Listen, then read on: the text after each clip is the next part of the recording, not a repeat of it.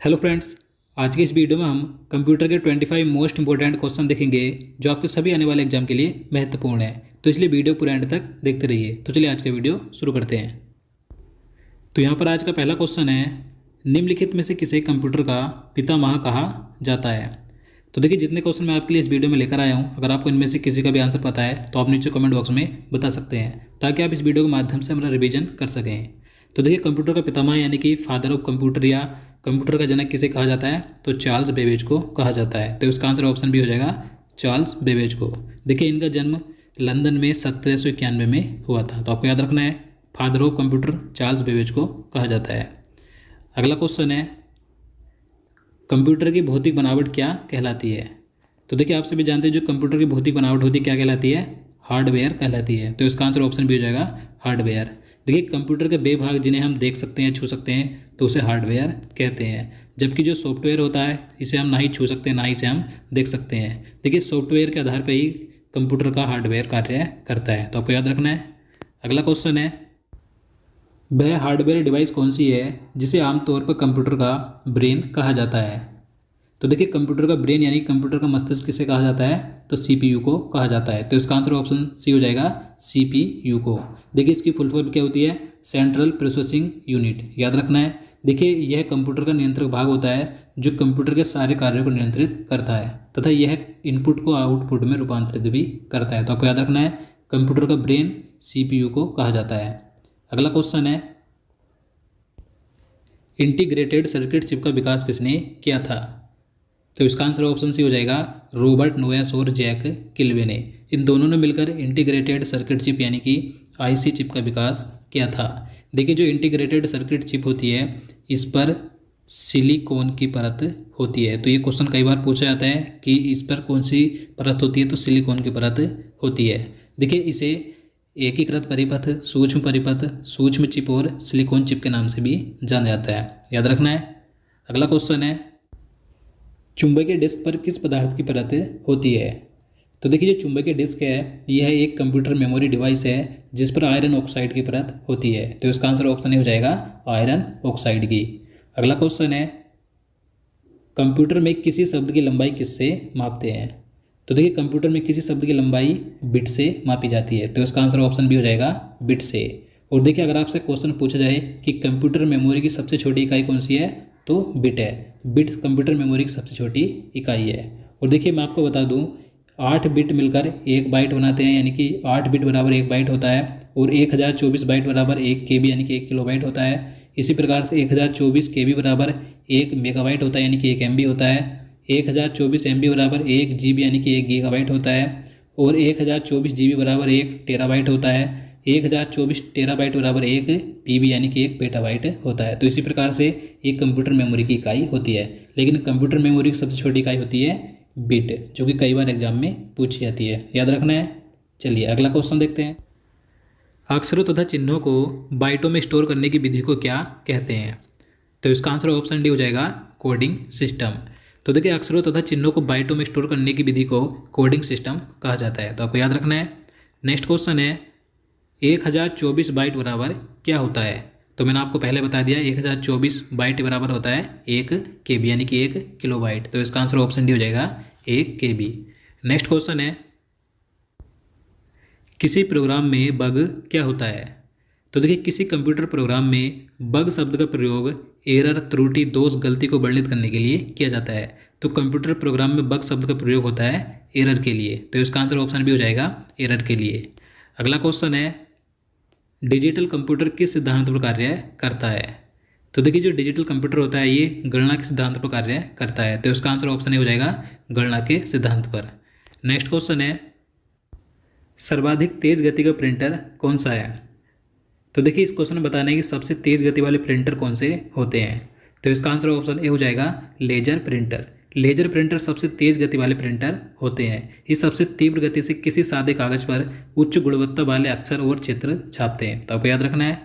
अगला क्वेश्चन है, super computer अन्य कंप्यूटरों से किस संदर्भ में भिन्न होते हैं। तो इसका आंसर ऑप्शन सी हो जाएगा, परिकलन क्षमता एवं बृहत स्मृति भंडार अधिक होता है। तो देखिए, आप सभी जानते हैं जो सुपर कंप्यूटर होते हैं, ये सबसे शक्तिशाली कंप्यूटर होते हैं। तो देखिए सुपर कंप्यूटर में हजारों प्रोसेसर होते हैं जो कि प्रति सेकंड में अरबों खरबों गणना कर सकते हैं, तो आपको याद रखना है। आगे है, निम्नलिखित में से कौन सी वैज्ञानिक कंप्यूटर भाषा है। तो देखिए मैं आपको बता दूं, कंप्यूटर प्रोग्रामिंग की बहुत सारी भाषाएं होती हैं, तो इस क्वेश्चन में बताना है कि इनमें से कौन सी वैज्ञानिक कंप्यूटर भाषा है। तो इसका आंसर ऑप्शन सी हो जाएगा फोरट्रान। इसका पूरा नाम होता है फॉर्मूला ट्रांसलेशन। देखिए इस भाषा का प्रयोग वैज्ञानिक गणनाओं हेतु किया जाता है। तो ये जो फोरट्रान है ये वैज्ञानिक कंप्यूटर भाषा है, याद रखना है। नेक्स्ट क्वेश्चन है, कोबोल भाषा किस लिए उपयोगी है। देखिए अब बताने कि ये जो कोबोल भाषा ये किस लिए उपयोगी होती है, तो इसका आंसर ऑप्शन हो जाएगा व्यावसायिक कार्य के लिए। देखिए कोबोल भाषा का प्रयोग वाणिज्यिक कार्यों में किया जाता है, यानी कि व्यवसायिक कार्यों के लिए किया जाता है। अगला क्वेश्चन है, बेसिक भाषा का प्रयोग निम्न में से किस कार्य के लिए किया जाता है। तो इसका आंसर ऑप्शन डी हो जाएगा प्रारंभ में सरल भाषा को सिखाने हेतु। तो देखिए जो कंप्यूटर की बेसिक भाषा होती है इसका प्रयोग प्रारंभ में सरल भाषा को सिखाने के लिए किया जाता है। नेक्स्ट क्वेश्चन है, कंप्यूटर भाषा जावा के आविष्कारक कौन है। तो इसका सही आंसर ऑप्शन सी हो जाएगा सन माइक्रो सिस्टम। तो देखिए जावा एक कंप्यूटर की प्रोग्रामिंग भाषा है जिसे कि सन 1995 में अमेरिकी कंपनी सन माइक्रो सिस्टम द्वारा विकसित किया गया था। तो जावा के आविष्कारक कंपनी का नाम है सन माइक्रो सिस्टम। अगला क्वेश्चन है, कौन सा सॉफ्टवेयर शब्द संसाधन में प्रयोग किया जाता है। तो देखिए आप सभी जानते हैं, तो इसका आंसर ऑप्शन सी हो जाएगा MS वर्ड। काफ़ी फेमस सॉफ्टवेयर है कंप्यूटर का। देखिए MS वर्ड एक सॉफ्टवेयर है जो कि वर्ड यानी कि शब्द प्रोसेसिंग कार्य के लिए प्रयोग किया जाता है, जो कि एक विंडो ऑपरेटिंग सिस्टम है, याद रखना है। नेक्स्ट क्वेश्चन है, इंटरनेट के क्षेत्र में www का सही रूप क्या है। तो देखिए मोस्ट इंपॉर्टेंट क्वेश्चन है, क्योंकि जो www है इसकी कई बार फुल फॉर्म पूछी जाती है। तो इसकी फुल फॉर्म क्या होती है, वर्ल्ड वाइड वेब। तो इसका आंसर ऑप्शन भी हो जाएगा वर्ल्ड वाइड वेब इसकी फुल फॉर्म होती है। और देखिए इसके आविष्कारक कौन थे, तो इसका आविष्कार किया था टिम बर्नस ली ने, याद रखना है। नेक्स्ट क्वेश्चन है, रैम का पूर्ण रूप क्या है। तो देखिए आप सभी जानते हैं कई बार एग्जाम में रैम और रोम की फुल फॉर्म पूछी जाती है। तो रैम की फुल फॉर्म क्या होती है, रैंडम एक्सेस मेमोरी। तो इसका आंसर ऑप्शन ही हो जाएगा रैंडम एक्सेस मेमोरी रैम की फुल फॉर्म होती है। और देखिए ये कंप्यूटर की अस्थायी मेमोरी होती है। और जो रोम होती है इसकी फुल फॉर्म क्या होती है, रीड ओनली मेमोरी। और ये कंप्यूटर की स्थायी मेमोरी होती है। तो आपको दोनों याद रखनी है। अगला क्वेश्चन है, कंप्यूटर में जाने वाले डेटा को क्या कहते हैं। तो इसका आंसर ऑप्शन सी हो जाएगा इनपुट। तो देखिए काफ़ी आसान है, कंप्यूटर में जो डाटा जाता है तो वो तो इनपुट होता है, और जो डेटा प्रोसेसिंग होने के बाद उपलब्ध जानकारी को आउटपुट डिवाइस की सहायता से प्रस्तुत किया जाता है तो वो आउटपुट होता है। अब देखिए यहाँ से क्वेश्चन पूछे जाते हैं कि इनपुट डिवाइस कौन सी है और आउटपुट डिवाइस कौन सी है। तो मैं आपको इनपुट डिवाइस बता दूँ, इनपुट डिवाइस कौन कौन सी होती है, जैसे कि कीबोर्ड, माउस, स्कैनर, माइक्रोफोन आदि। बात करें आउटपुट की, आउटपुट डिवाइस कौन कौन सी होती है, जैसे कि screen, monitor, earphone, printer, projector आदि। तो आपको दोनों का एग्जाम्पल याद रखने, कई बार एग्जाम में पूछे जाते हैं। अगला क्वेश्चन है, कंप्यूटर के भाग जो जोड़, घटाव, गुणा, भाग और तुल्यात्मक कार्य करता है तो उसे क्या कहा जाता है, तो उसे कहा जाता है ALU। तो इसका आंसर ऑप्शन हो जाएगा ALU। इसकी फुल फॉर्म होती है arithmetic logic unit. Next question है, LCD का पूरा नाम क्या है। अब देखिए कई बार एग्जाम में LCD और LED की फुल फॉर्म पूछी जाती है, क्या होती है, तो LCD की फुल फॉर्म होती है लिक्विड क्रिस्टल डिस्प्ले। तो इसका आंसर ऑप्शन डी हो जाएगा लिक्विड क्रिस्टल डिस्प्ले, ये LCD फुल फॉर्म होती है। बात करें LED की, तो LED की फुल फॉर्म होती है लाइट इमिटिंग डायोड। दोनों याद रखनी है। अगला क्वेश्चन है, क्वेश्चन नंबर 24 है, CTRL, शिफ्ट और ALT को कौन सी की कहा जाता है। तो इसका आंसर ऑप्शन ए हो जाएगा मॉडिफायर की। तो देखिए जो कंप्यूटर कीबोर्ड में CTRL, शिफ्ट और ALT होते हैं तो इन्हें मॉडिफायर की कहा जाता है। मॉडिफायर की कंप्यूटर की एक विशेष की होती है, याद रखना है। रैम किस प्रकार की मेमोरी है।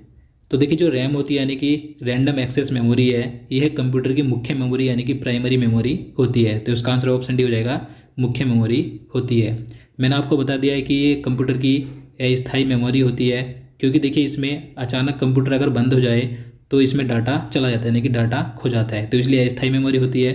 और जो रोम होती है ये कंप्यूटर की स्थायी मेमोरी होती है, क्योंकि इसमें अचानक कंप्यूटर बंद होने पर डाटा खोता नहीं है। तो आपको याद रखना है। तो दोस्तों आज के लिए इतना ही। उम्मीद करता हूँ आपको वीडियो पसंद आया हो। अगर आपको वीडियो अच्छा लगा हो, आपके लिए हेल्पफुल हो, तो प्लीज़ वीडियो को लाइक और शेयर करना, साथ ही चैनल को भी सब्सक्राइब कर लेना। तो चलिए मिलते हैं किसी नई वीडियो में। जय हिंद, जय भारत।